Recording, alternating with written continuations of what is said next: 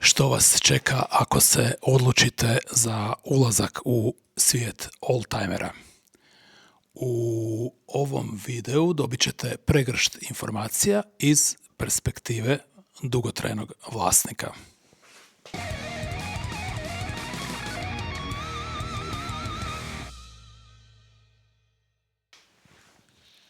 Kada nam se jako sviđa neki auto, većinom je u igri neka podsvjesna želja. Da li nam je on prije bio možda financijski nedostupan? Ili su ga vozili neki nama interesantni ljudi? Ili smo možda davnih dana, vozeći se u ovoj Mečki u taksiju, skužili kolika je to ogromna razlika u odnosu na druga vozila iz tog vremena. A ono što je mene privuklo uz ove podsvjesno-psihološke elemente su 3 vrlo realna i jasna razloga. Prvi bi bio to što je ovo vozilo bilo u fantastičnom stanju. A drugi razlog bi bio taj što je ovaj Mercedes za vrijeme kada je izašao i kad je započela prodaja 1968. godine bio vrlo inovativan i tehnološki napredan auto.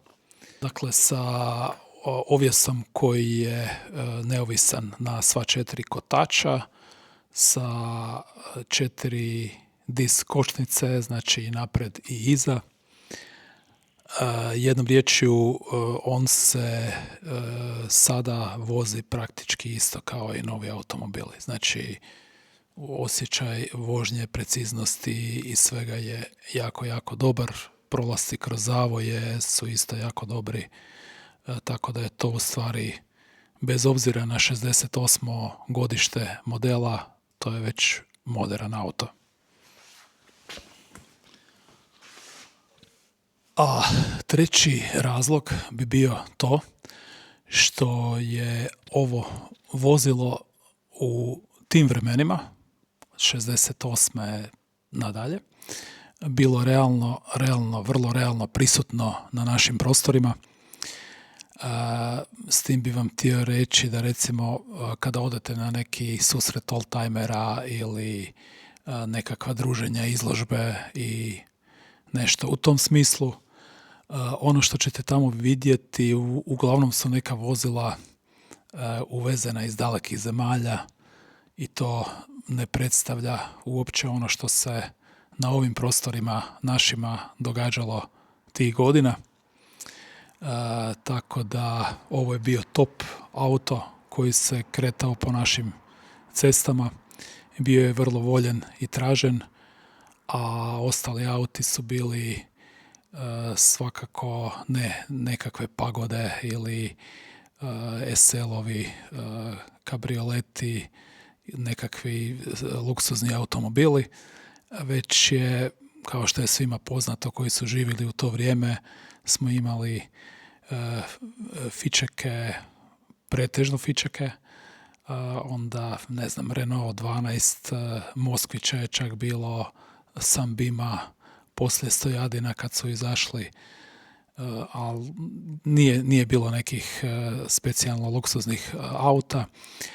Carina i davanja su bila čak do 150% u odnosu na vrijednost auta. To znači, ako neki auto košta XY novaca, na primjer sada da košta 30.000, 40.000 eura, to znači da ti moraš još auto i pol kupiti Jugoslaviji. Tako je to išlo.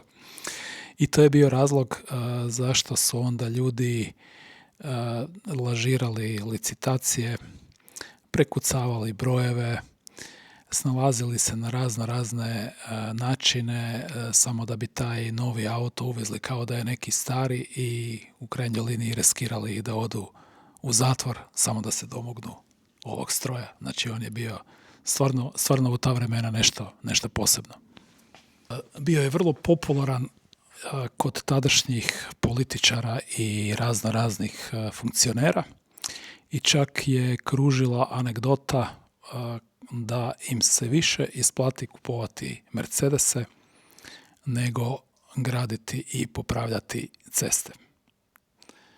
A kakva je bila fora imati u ta vremena ovaj auto? Evo, ja se sjećam da praktički si već bio nekakav žešći kapitalista ako si se uspio izboriti i preko veze da dobiješ Fićo sa Fiatovim motorom, znači da nije iz Kragujevca, znači da dobiješ motor koji je bolji, trajniji u ono vrijeme. A ovo tu, to je bilo ludilo.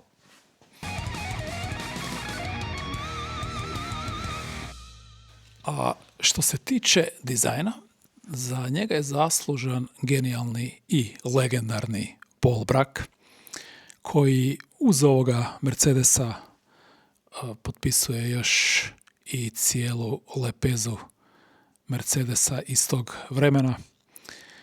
Znači, radio je dizajn na Pagodi i na legendarnom Grosseru W100,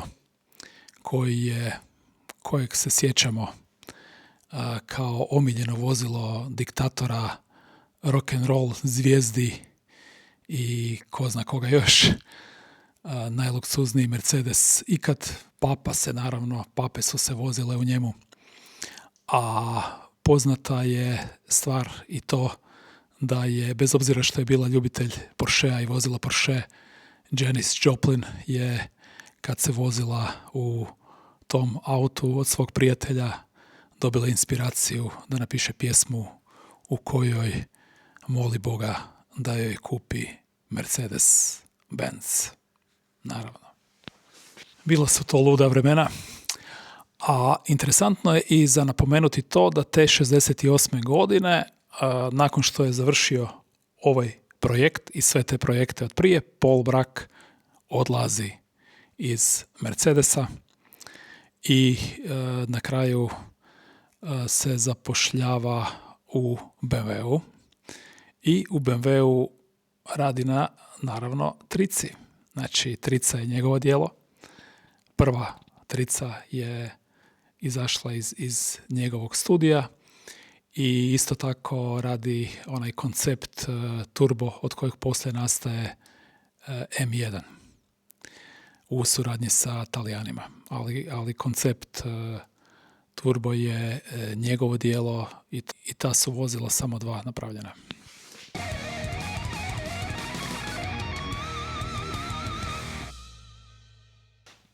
Dakle, strategija prije kupovine, dobro je imati nekakav plan. Mislim da je kod ovih običnih, nazovimo ih tako, jeftinih oldtimera, u što spada i ovaj autić tu, je jako važno kupiti auto koji je u dobrom ili jako dobrom stanju, jer ako kupite loši auto, onda ste u velikom riziku da totalno probijete budžet. Vaše će se vozilo pretvoriti u vječni projekt koji, nažalost, nikada nećete provozati. A i na jako dobro odabranom autu koji je u jako dobrom stanju imat ćete posla sigurno. I tako da vas odmah pripremim na probleme sa majstorima.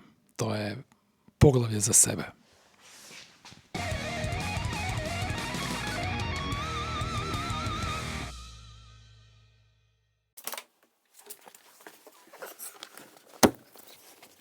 Majstori.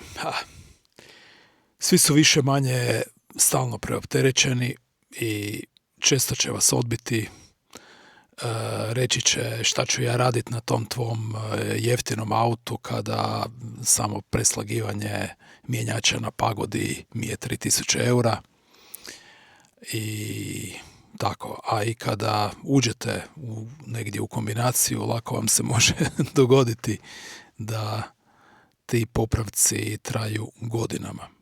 To nije ništa čudno. Velika je gužva u svijetu oldtimera, ima jako puno investitora koji možda čak toliko i ne interesiraju auti koliko ih interesira investirati u nešto zanimljivo i oni ih trpaju u hale. To je svojevrsna i besporezna oaza. Tako da, eto, tu nekakvu sliku što se događa u tom smislu može dočarati i jedan intervju sa Ronaldom koji, nakon što ga novinar vrlo zainteresiran za njegove automobile kojih ima 60-ak, pita malo o tim autima, on kaže da nema pojma i da je to samo investicija i kada negdje odlazi da ponekad vidi kako ulaze i izlaze u garažu na njegovom imanju. I to nam govori sve.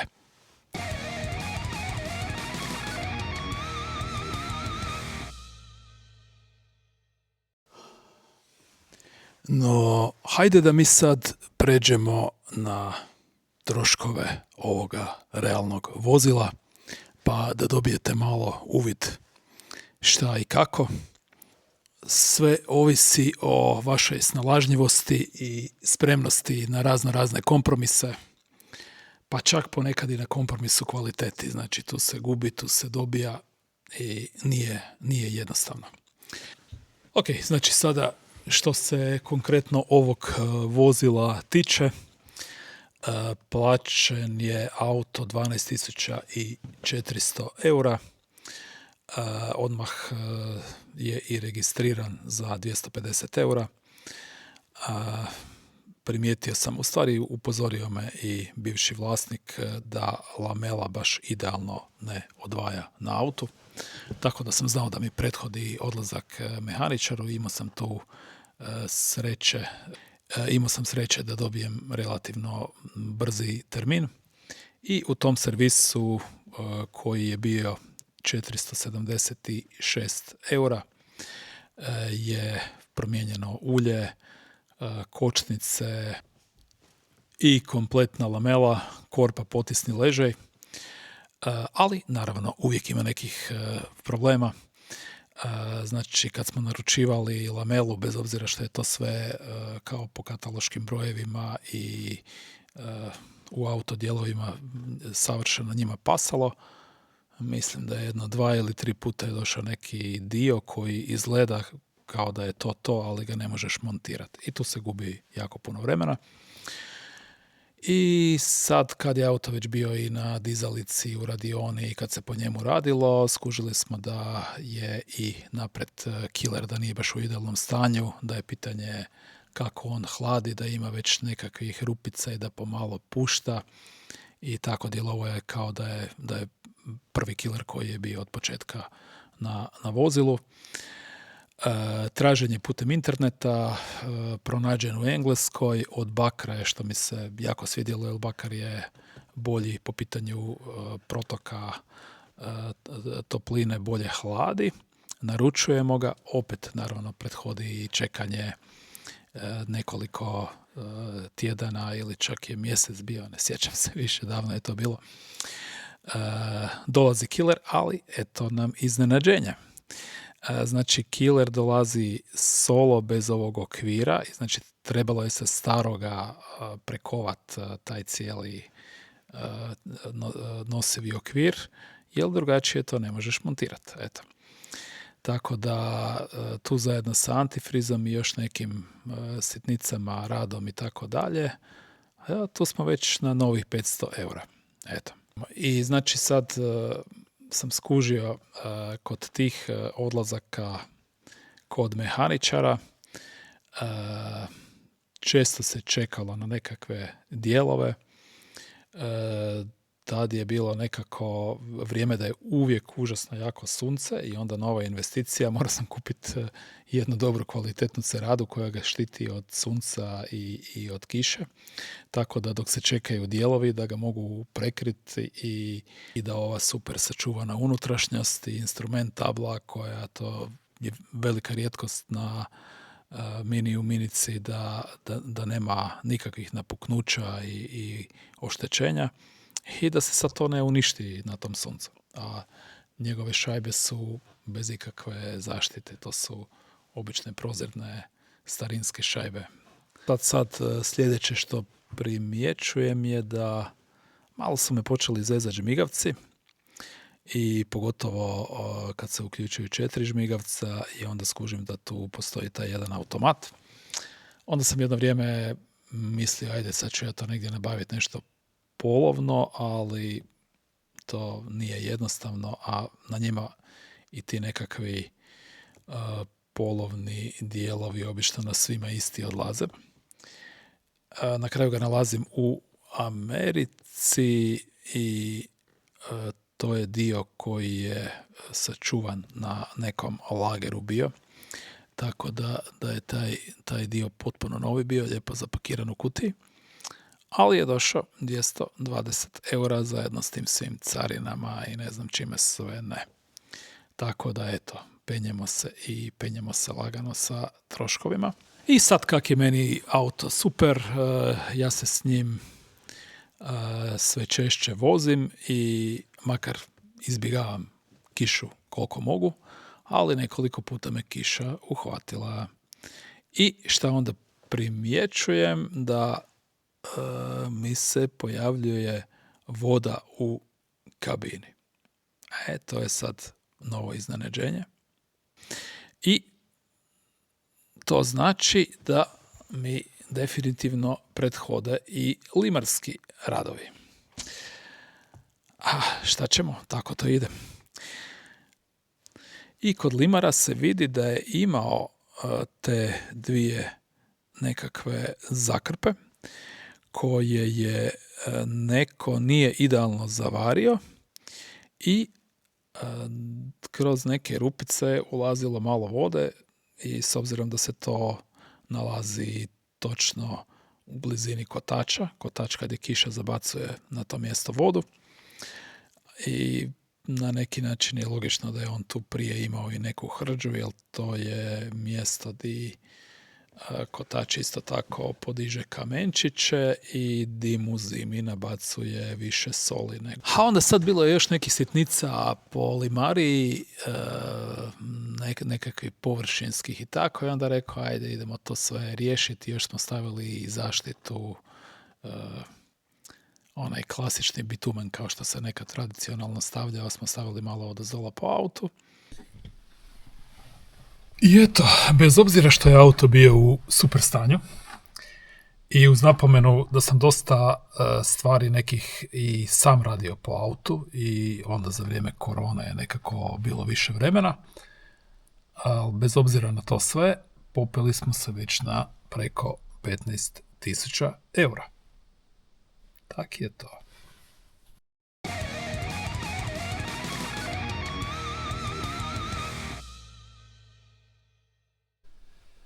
Ako recimo sami rastavljate instrument tablo koje se vrlo lako vadi jer se nalazi na gumama i ovo sve ide van,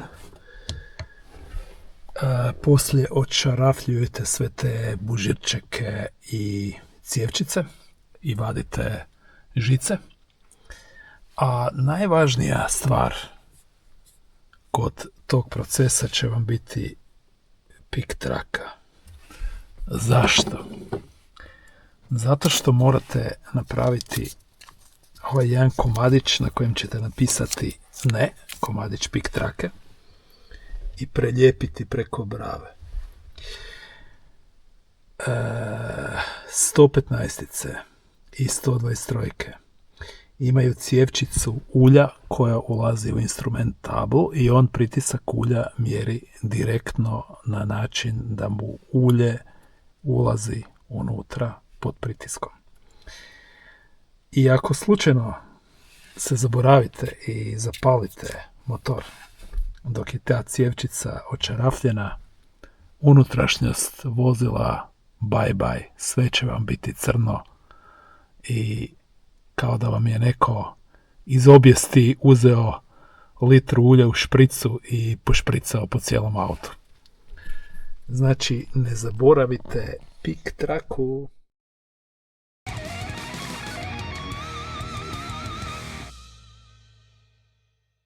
Da li Minika ili Mini, svejedno, može biti daily driver?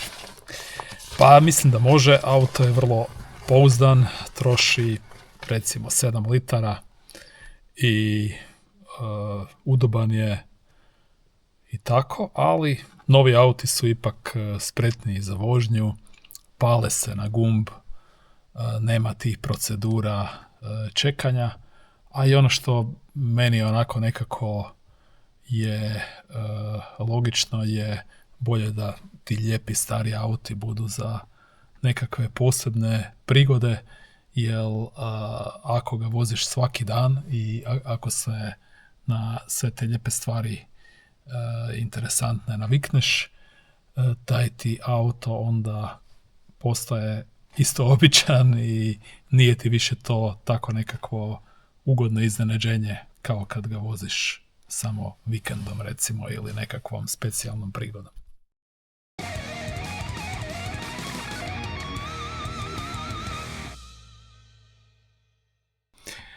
Da li je moguće s njim otići na more? Evo, to sam probao.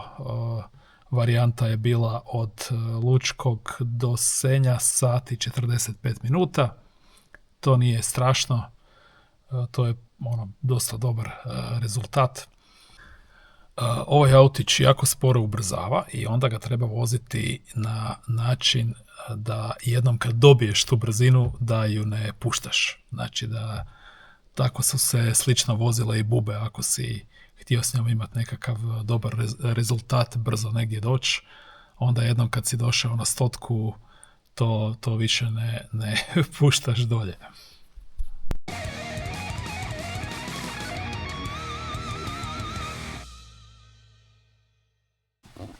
Sad, da li je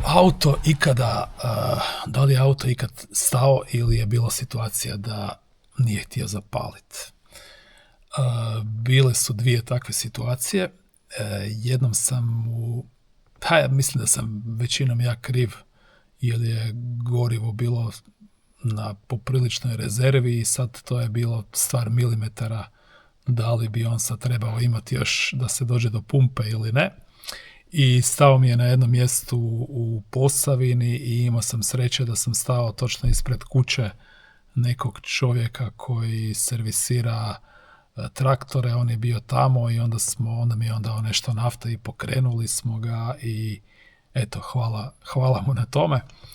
A drugi put, jednom prilikom kad je auto duže stajao, možda čak i pola godine u garaži i ostao je sa tom ljetnom naftom je ostao u garaži.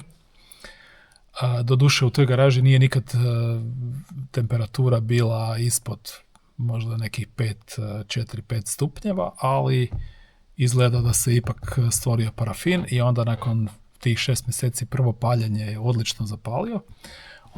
Odvezao sam se možda nekih 40 km dalje i onda tamo mi nije htio zapaliti, onda sam ga morao jadnog staviti na šlepu i onda smo rastavili, pregledali filtere i u onom malom filteru prije Bosch pumpe u njemu je bilo jako puno tog parafina prozirnog nekakvog i on je začepio dovod goriva, to je bilo to.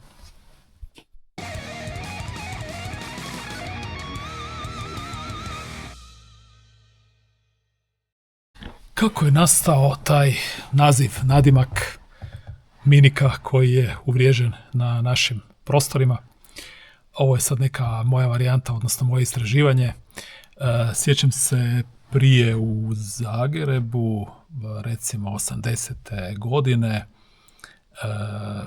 nije bilo Minika, već je bio Mini. i mislim da smo mi to uzeli od Njemaca zato što su oni tako zvali te svoje Mercedese. Najmanji Mercedes je bio Mini, nekakav nešto veći je bio Maxi, to su bili one S klase su zvali, i postojao je i najveći Mercedes, to je bio Grosser.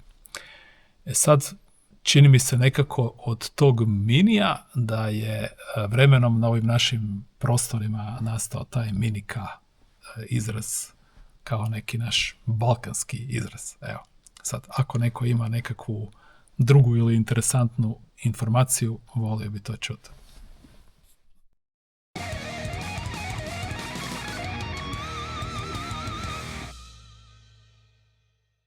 A sada još par riječi o faceliftu koji se dogodio 1973. godine, a ovaj auto je 1972. Znači taman prije tog facelifta. Pa da krenemo. Dakle, faceliftom su izgubljeni ovi lijepi prozorčići koji se savršeno otvaraju sa ovim krugićem.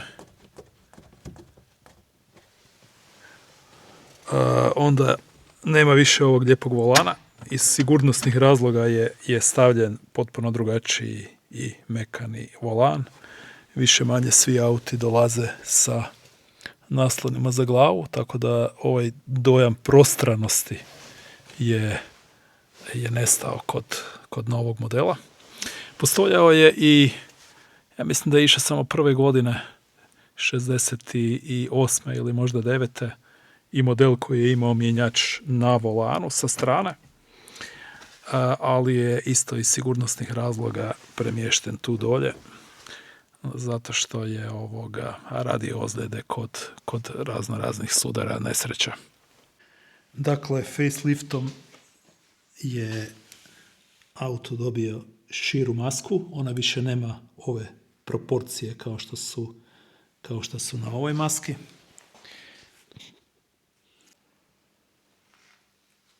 I također je dobio šira svjetla. Meni se definitivno više sviđaju ova. A kak se ono veli, svako svoga konja hvali. I također je ukidanjem ovoga prozorčića je došao tu onaj glomazni retrovizor koji je sličan kao i na 123 i nestao je ovaj preljepo dizajnirani mali retrovizor. O tome koja Minika izgleda ljepše, da li ona prije ili poslije tog facelifta, svako može imati svoje mišljenje, ali važno je napomenuti da Paul Bracq, koji je bio glavni stvaralac dizajna ovoga vozila, u to vrijeme je već davno bio otišao iz Mercedesa.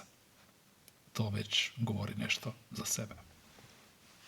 Najbolje vožnje ovim autom je kad si sam na cesti, neopterećen drugim vozilima koja nekud uvijek jure i žure, i u tom trenutku jednostavno prestaje biti bitno šta je bilo i šta će biti. Jednostavno bitan je samo taj trenutak. Čuješ taj meditativni zvuk dizela, starog dizela, i to je čisto uživanje i kao nekakva meditacija. I uz želju da i vi imate što više takvih nekakvih ugodnih i lijepih vožnji, nadam se da se vidimo nekom sljedećom prilikom. I lijepi pozdrav. To je to.